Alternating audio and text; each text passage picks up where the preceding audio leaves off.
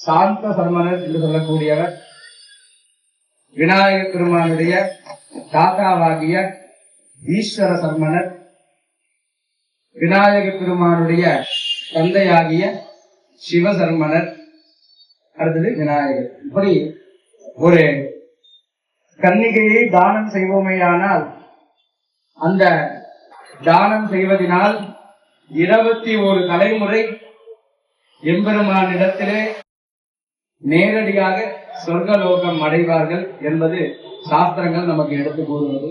அவ்வகையிலே எம்பெருமானுடைய 3 தலைமுறைகளை சொல்லி, அதே போல வல்லபாம்பிகையினுடைய 3 தலைமுறைகளையும் சொல்லி இந்த பிரவரம் என்று சொல்லக்கூடிய வைபவமானது நடைபெற்று அதனை தொடர்ந்து கல்யாணம் வைத்து அம்மி வரவரை 7 அடி முடிந்து இப்படியாக பாவித்து எம்பெருமானுக்கு சப்தபதி என்று